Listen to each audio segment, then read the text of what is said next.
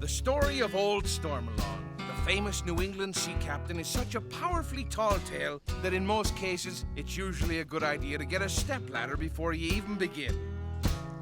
But that's just the nature of fish stories.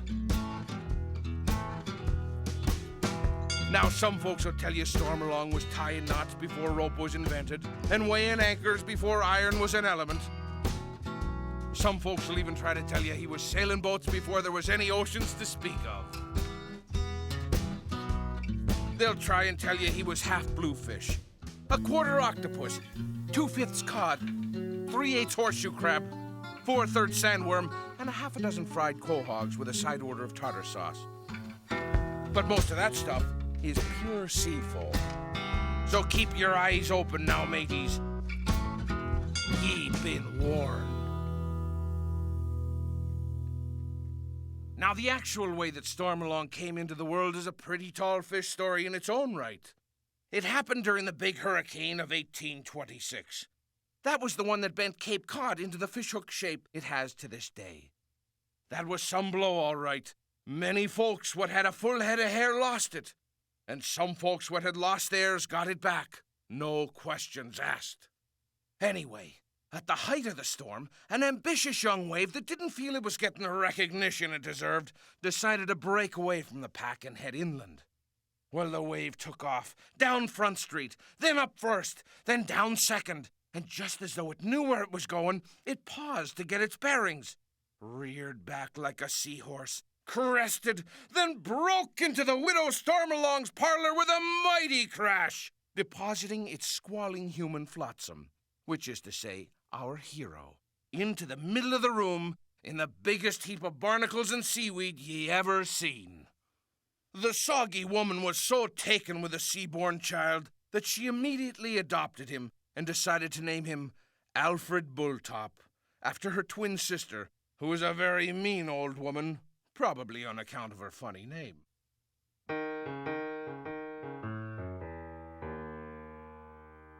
About the only thing that everyone will agree on when the subject of Stormy comes up is that he grew faster than anything they'd ever seen. That boy grew when he was sleeping, and he grew when he was awake. He even managed to grow in between the two some way or another. Man alive, he was something else. In time, the salty lad could croak just like a sea robin, and was fluent in several of the North Atlantic mackerel tongues. He could even speak a little conversational flounder. And although he never did understand their particular dialect, he was downright chummy with the local shellfish population.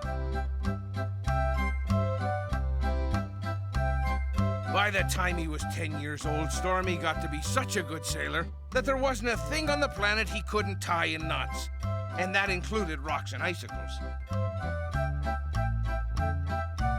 And as many a sailor can attest, there wasn't a body of water that was too shallow for him.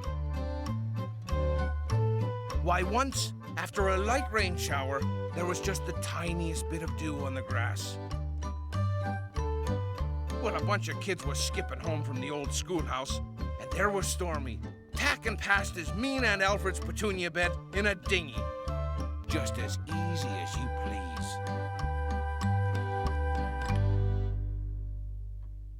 Now, by the time he was about 16, Stormalong decided to seek his fortune on the sea.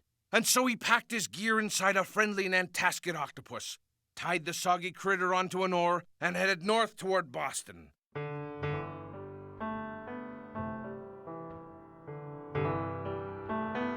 This was during the golden era of sail, mind you. Of clipper ships and tall masts. A gentleman by the name of Donald Mackay was building the biggest boats anyone had ever seen.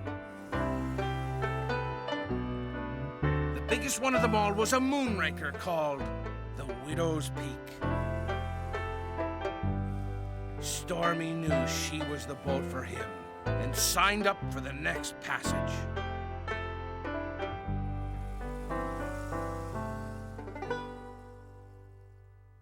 Now, the captain of the Widow's Peak was called Captain for short, but his full name was Captain Phineas Elijah Jeremiah Ebenezer Josiah Cheever Gesundheit.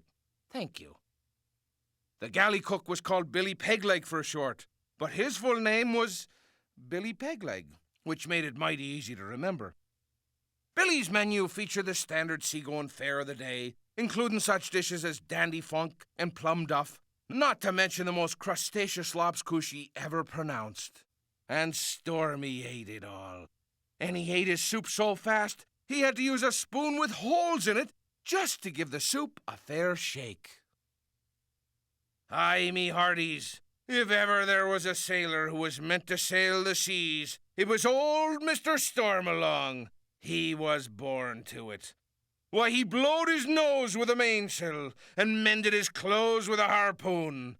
And to top it off, the son of a gun even had the combination of Davy Jones' locker. Aye, that was the life for Stormy, and he knew it. In the evenings, he'd lay out on the foredeck and look at the shooting stars. And you could hear him singing sea shanties that were so touching, the barnacles would cry. Oh, the Cape Cod girls, they have no combs. They comb their hair with codfish bones. Cape Cod boys, they have no sleds. They slide down dunes on codfish heads. Cape Cod doctors, they have no pills. They give their patients codfish gills. Aye, those were halcyon days, all right. But things wasn't always peaceful.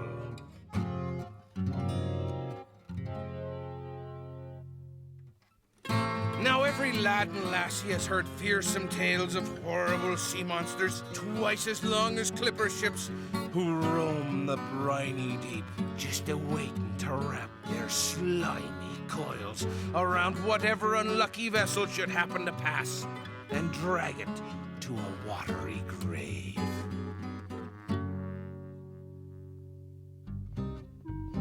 Well, one time we come upon a wriggling monster of the deep, such as no man has ever laid his peepers on and lived to tell the tale.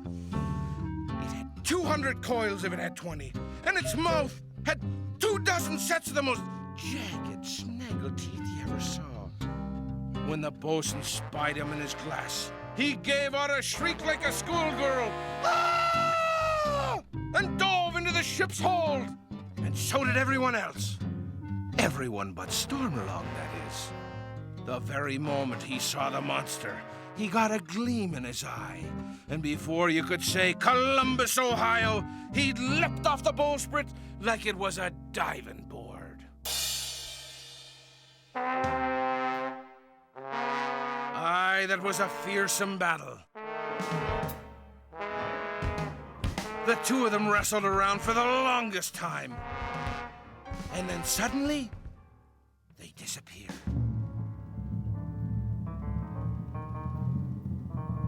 The water got as smooth as glass, and we begun to wonder if he'd ever surface again. But Stormy could hold his breath for some time, 3 weeks to be exact. Still, though, after 3 weeks, there was no sign of him. And we gave him up for dead. It was mighty sad. Well, there we were, all ready to weigh anchor and set sail. Then shiver me timbers if he and that tangled up sea critter didn't pop out of the water like a couple of giant lobster floats. And they was still going at it. Tooth and tentacle, tentacle and tooth, tooth and tentacle. Well, it was over soon after that. And by the time Stormalong was through with that stretched-out serpent, he'd tied so many different kinds of knots in it that it just up and contradicted itself to death.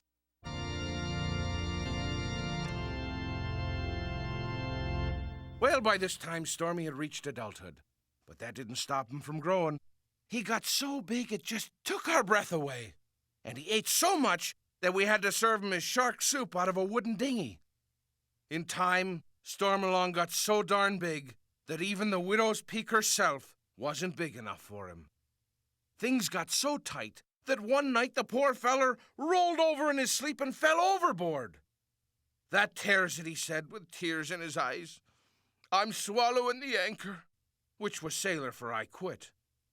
"Next time we dock, I'm heading inland."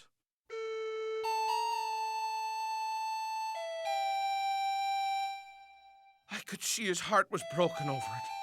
But Stormy said he was just going to put an oar over his shoulder and keep walking until he was so far from the ocean that no one would have the slightest idea what an ocean was. And that would be just far enough.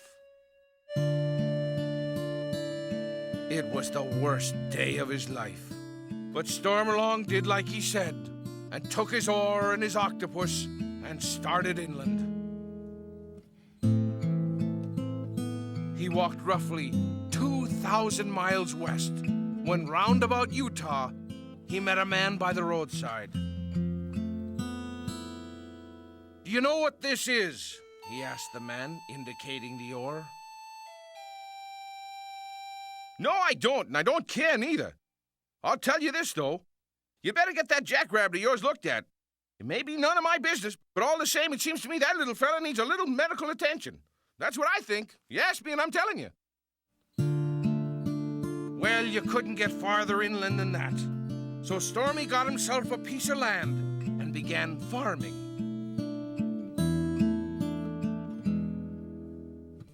But it wasn't long before the pull of the old saltwater got to him.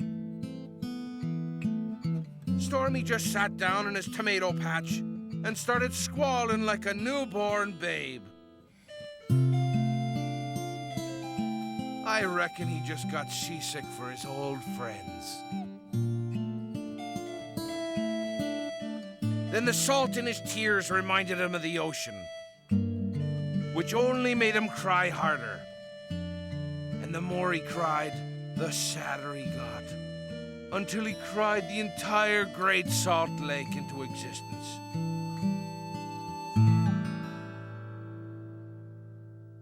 Anyway, by the time Stormy got back to Boston, things had changed. The golden age of sail was coming to the end of its passage. You see, steamships had come onto the scene. But when Stormy heard about them, he just couldn't believe his ears.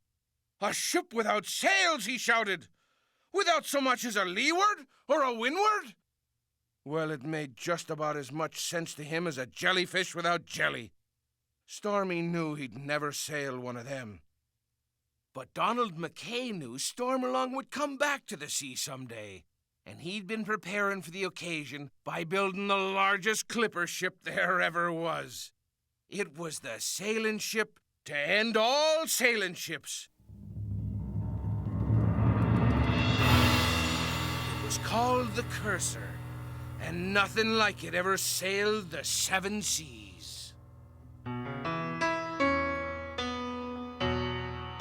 When Stormalong laid eyes on her, his bottom jaw hit the pier with a thud. Aye, she was something else, all right. Why, she was so darn long, you had to ride around her deck on horseback. No fooling. And if you was assigned to the afterdeck, just getting to the poop deck could be a 3-day ride. Why, the masts were so high, they had hinges on them, just so they wouldn't hit the sun and moon. Men would go up into the rigging as young sailors and come down as gray beards. Why, she was so big that Congress granted her statehood.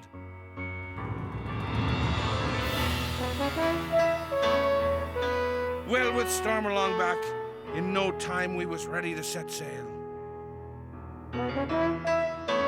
Why, just to christen that boat, they needed 140 jerrybones of French champagne. And that's not including bubbles. She was a beauty, all right. She rode faster than anything. And she rode so smooth you could build a house of cards on her deck in the middle of a hurricane.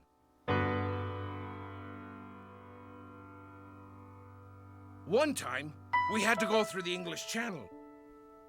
But the Cursor was so darn broad in the beam, we didn't know if she'd make it through. Stormalong sent every hand overboard in bosun's chairs, and he made us soap up the starboard side. Well, we squeaked through all right. But without the soap, we would have been stuck for sure. Most of the soap got scraped off around about Dover. And if you ever go there, you'll see that the cliffs are as white as they were that very day.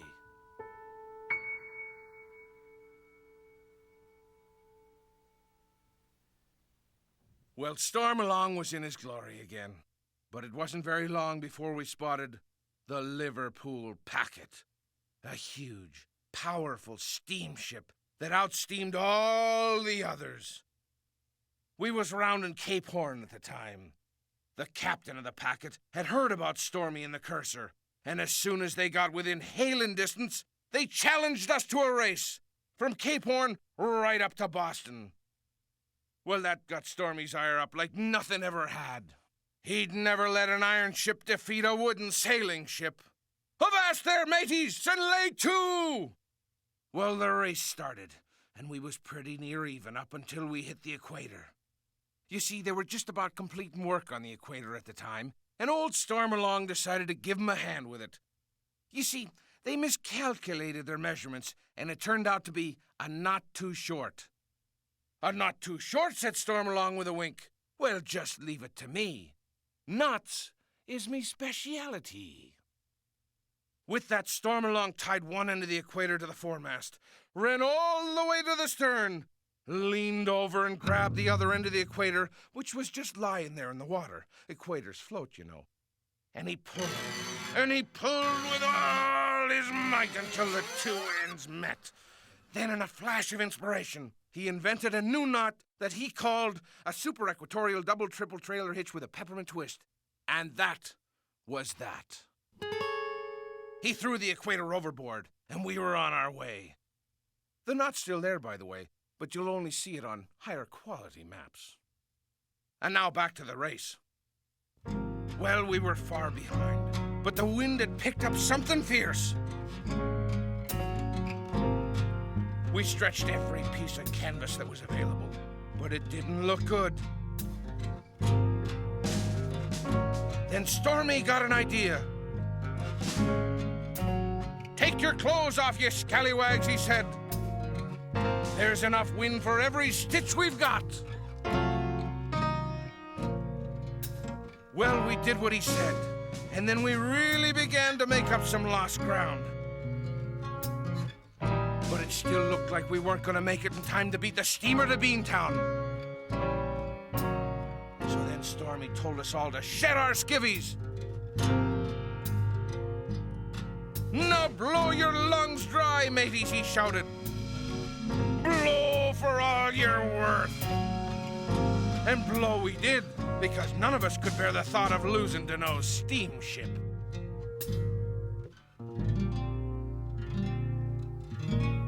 Well, there we were, as naked as jaybirds, and a-huffing and puffing like there was no tomorrow.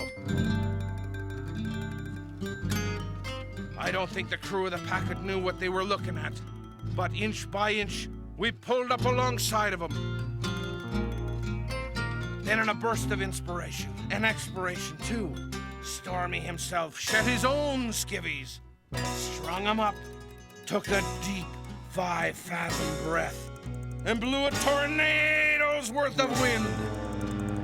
Sounded like an angry foghorn. Well, that was all it took. We flew by that sorry steamship like it was dragging 10 mudhooks. When we pulled into the Boston harbor, we was a full half a knot ahead of the Packet, And every deep-water sailor that ever lived was out on the docks a-cheering us home. Hooray for Stormalong, they shouted. Hooray for all the iron men and all the wooden ships. Hooray! Aye, it was enough to make the hardest shellback weep with abandon. Well, that was the last passage of the old curser. But Stormy weren't done with sailing that easy. One day around 1910, he just grabbed the tail of Halley's Comet and hitched a ride into outer space. In fact, he's up there yet, sailing from galaxy to galaxy, drinking out of the Big Dipper, harpooning Pisces, and juggling the moons of Neptune. I seen him just last week, through a neighbor's telescope. He's bigger than ever now. He says hello to all of you, and asked me to ask you if you could tell the widow Stormalong hello the next time you see her. You see, she ain't heard from him in almost 200 years now, and she's something of a worrier. Oh, and don't forget dear Aunt Alfred. She's got feelings too, you know. Well, so long, mateys.